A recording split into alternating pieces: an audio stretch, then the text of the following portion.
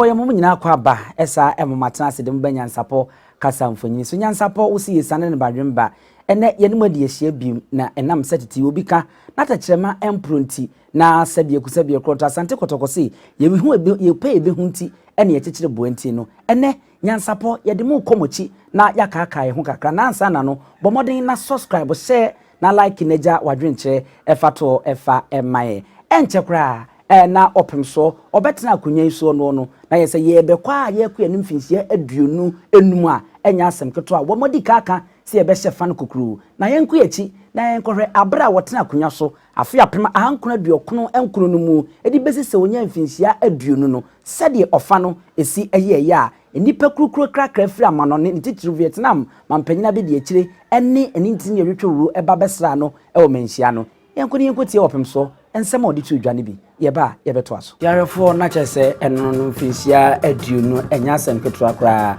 saa temi ye kaka ye ho a wohra na afi na no opem so wo ba dwabonase ankasa na waba betena se enya asem keto opia sede amamre ene amane kwaso no abrempon ni adehye omomudi nanim di KP na no saa pepe ena ye hu se omudi nanim a omode ne ho niema ene ade di kan abedwabonase ansana onwe mu nso eto aso a wo ba no saa pepe ye hu ntakra hene ewo hanom a oso ne ntakra cha eno no enye asem keto ewo ehonom abrempon nana ohene no akonya ene no so epue na eba na yese obrempon opia na se woduru ha ne sa enya asem keto medika aka kire se wo hu center cry sei ewo so na e ka dehye ewo wiem ye fe ne kokko sese na hyese enye opem so na eba na eye Asantehene ena eba dwano ena epie no a kokko sese na ekurukura ewura numbia eno so achirema chem se ahene na nanom ne wofa asenom wonom ena wonom ebutumi se womutumi ekura kokko sese yi kura wo yi abo bia ne hu a wo nwuram ne ntakra ena wonom edi ya enye asem keto akra enti menhia ena dwumadi ekoso pepepe se de yedika edi atumani nti ye kaka ye ho a eno nya asem keto mo beka ya ofosi obusumi ne de toso aduonu nsia se pepepe se de yedi nsia akonya so na afia pema hankono aduokonkron no mu no enti okọ asodem a wokokoda anyame asia enye asem keto afei ena chese tentemen ne him a edi animu no eno no NYANSAPO ewurewure mu no enya ne nti se bi ye osono de twitwa na ho na beben no enu bi ena ye de aye kokosese no so ene ntakra ahosuo no obehu ahosuo pii ene ewuwu mu a ekurikura wo mo na wo mo eba no saa pepepe afi na mfna ahodo enso edi animu a wo ba finsi aduonu na nafom kra mehu napo a wono oye mrahye bidwani na woye MPP ni woni wono na wabetwam ohyifufuo no saa pepepe ma remfi se napo so ayi wode hye eno no ohene ena epie na finsi aduonu no akono na eye papa mama mo remfi se nananom adika de ato yenim se nyame ya adno finsi aduonu no mu de enna imisi broni kan se silver jubilee eyesikadwete emfinsi ana a won be jene kakra kokuru ewa Asanteman ni wiase nyina enya asem keto ye bompaye ya se otwedi ampon watem nkoachi won onuma de chie mu nsem se de biboni bia emisi wiase bi se de na anu covid hwan eyi ni tia ebeka na ma hye na dane die esanse amamre ne amane ene be die him ewa Asanteman wohene ena ote apakan mu na wo kira hini na wodi ahini kira amamre ene amane no se ma hu franka ye kura wo wura bia wo him na asante ahusuo no saa na tie ye color na asa ye flag no saa pepepe ene tie green, black and yellow eno no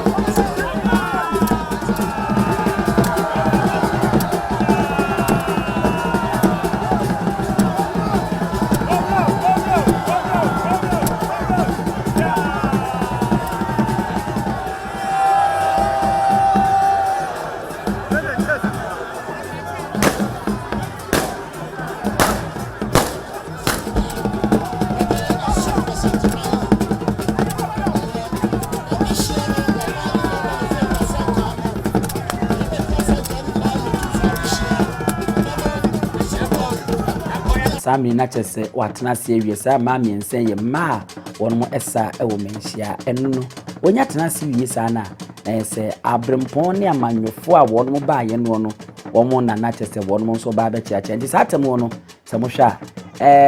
Baffo Kintin, or Chammy, or so charming, one that will become Siciano. A fee, and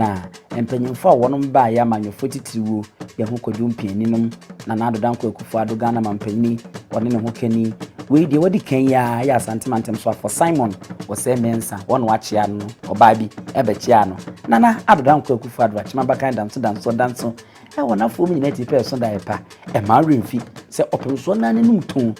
I ain't a minute knee pain. Intino, one in the tracking that woman tell one, and ye adequate was I. What in a didn't come out, or almost 3. Ejemu hono no afi na first lady Rebecca Kufuado enso abepi du baby na osa na natural honka kakra ya say kwese wo party nkomo no opim so di nti on say oblichi kakra no ti empanyimfo amanyofo mba ya His Excellency Dr. Alhaji Mahmoud Bawumia Ghana mampanyina be di achiro no aha na ono nso abeti wo tuche akere say umfi form hande enso ni mamamre second lady no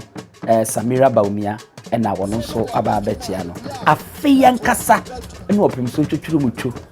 first lady of the Ashanti Kingdom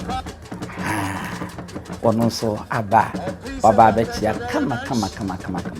Lady Julia no Lady Julia enyanwanwa se opim so ene esa Asantehene mu hankasa no obi obefa no bia de hu Asante ahusuo ni bi e wo mafade no afia nkasa ena ne maame Osi na otatai doni beka se wo work majestically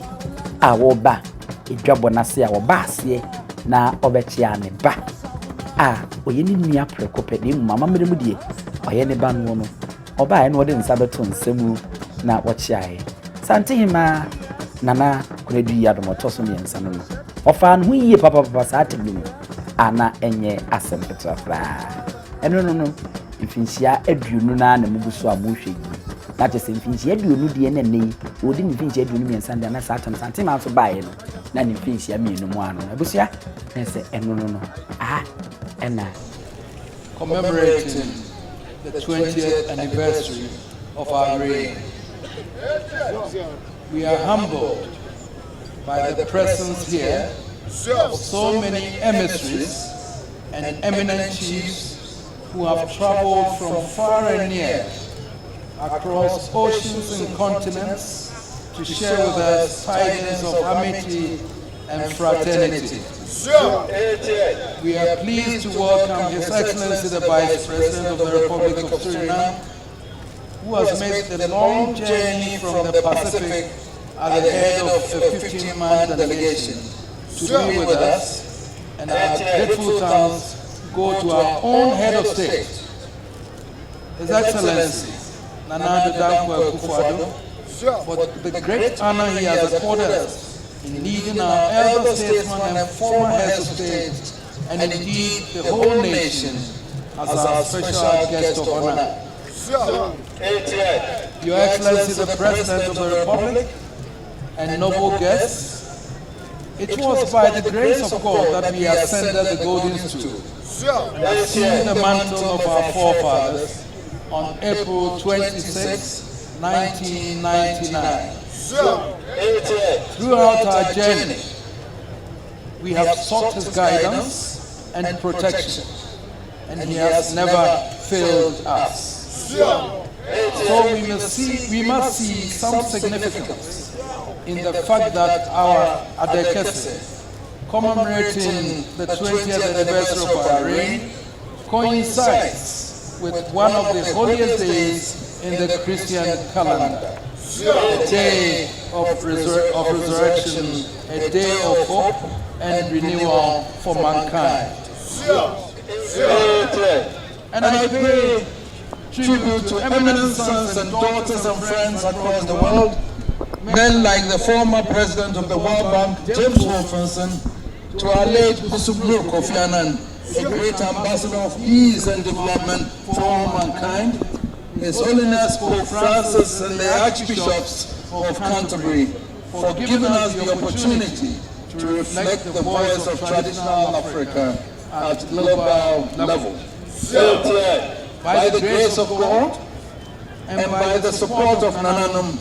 our sons and daughters and friends, we have been true to the vision we set for Asanteman and our people, bear witness to the impact we have made on their lives. The theme for this anniversary was chosen advisedly, deepening our cultural heritage through socio-economic development. The ultimate goal of governance, we know, is to provide for the well-being of the people. And for years, responsibility for the economic development, which will provide for the people's well-being, has been deemed to belong almost exclusively to government. Traditional leaders, who are the custodians of an undying heritage, have had no space in the development process. In ascending to the golden stool, we took the view that our heritage must mean more than the song and dance which have come to signify our culture. We were convinced that as the frontline leaders of the people, particularly in the rural communities, traditional leaders should be the ones who inspire and encourage effective development. Indeed, a peep into the history of our colonial past will suggest that such development as the colonial authorities brought to our people were at the behest of enlightened chiefs of the time. It was from this perspective that we set out our vision to deploy the fruits of our heritage in the course of development in full support of government. We set education as our priority, and thankfully we have provided full education for so many Ghanaians who would otherwise have been deprived of the benefits of education in their lives. Today, we are proud to acknowledge that one of the first batch of recipients of our education awards is a Minister of State in the government of President Otumfuo, and he joins a long line of recipients who are serving in the judiciary, in high public service, and in the corporate world. Besides education, we have developed a program which has enabled the city of Kumasi finally achieve the long-sought redevelopment of Kejetia with a new central market to bring new life into our capital. We are encouraged by the number of projects such as the Kumasi Mall made possible through our direct intervention, and by the number of major corporate bodies who have had recourse to our good offices in resolving issues and enhancing the operations in Ghana. We mention in particular the Obuasi mine of Anglo-Gold Ashanti, which is back in production, having overcome the danger of closure. As we celebrate our achievements over the 2 decades past, we solemnly renew and recommit to the vision for the decade ahead. We will work in tandem with government and with eligible and willing institutions and partners at home and abroad to accelerate the pace of economic development throughout Asanteman and Ghana. We do so in the spirit that what we do may inspire similar efforts in other parts of Ghana, all of which will endure ultimately to the total development of our country. Looking up to the next decade, we will urge upon the nation an end to the culture of dependency now afflicting the body politic. We need to remember that the heritage of Asante is the very antithesis of the culture of dependency. It is a heritage of rugged enterprise and boundless endeavor. It was the spirit drawn from that heritage that was transferred into economic development when Asante ended its years as a warrior nation. Your Excellency, Excellencies, Nananum, sons and daughters of the Golden Stool, I urge you to rise to battle stations once more. Not to shoot at any foes, but to shoot for the stars of glory, of peace, and of development for all our people. Long live Asanteman. Long live Ghana.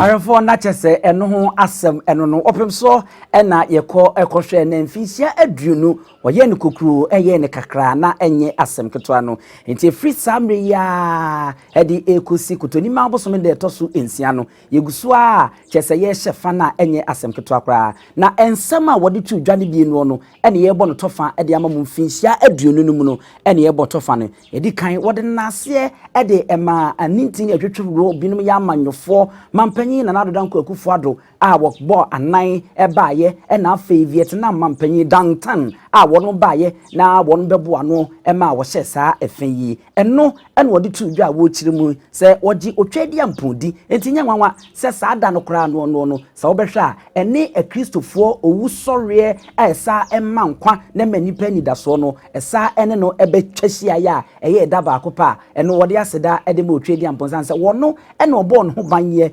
efiri se obenya akonwa di besi saa mre ya na wo se wode aseda de mansan se enya ahemfo nyina ena enya ne saa nana etoaso ananse wo hene etoaso ekiremu se wohwa a wono ba yeye enisoade mu bebre ena esi nani so a enhoma famu boabo no maboa na wo di sudua bi de asi won ma eya basobode engrezi broni kan se scholarship a ye de ma wo mu asabe won mu enhye dani bie na enso no wo mu tie di aboa wo mu no Asanteman asom se twetwe na wode ba ya wode aboa ama niema etimi ekọ enkan ema remfi wosa kan bibi edefa apomdin ene ho enhyehye ho a eno nso Asanteman yewra opemso Otumfuo Osei Tutu de ne na si okrawe ene obrawe nwoma so obaaye eno nso wabomodin na eno nso wahyem kena wo boa se ne be ya Asanteman ebetimi akọ enkan ni nyina mu amanyosam amammu ene ne wiemu eno nso saa wode yi a na adanko akufo adokra wo bo ne din wo mu se ono nso eboa ama eneyie enema etimi ekọ enkan ema remfi se asentira na edaso ene se ye be hye yamamre ene ho amane emukena na afei etimi aboa na etumpon amba nipa asetiramu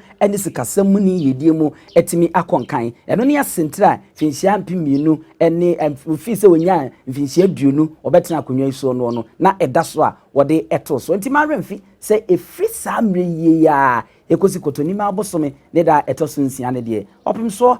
iguso a ye hyefa no ewa Asanteman tem hanma se ne ebesia kobia nyansapo se de atom animu ne mpompon so no eno so ye de ebebremu eti yemfa wei yemfa mu ensi hanmo na afi ne ento aso yema mu nyina mo ene hwe wogen ahene wa medin ene abusua pani owusu aduomi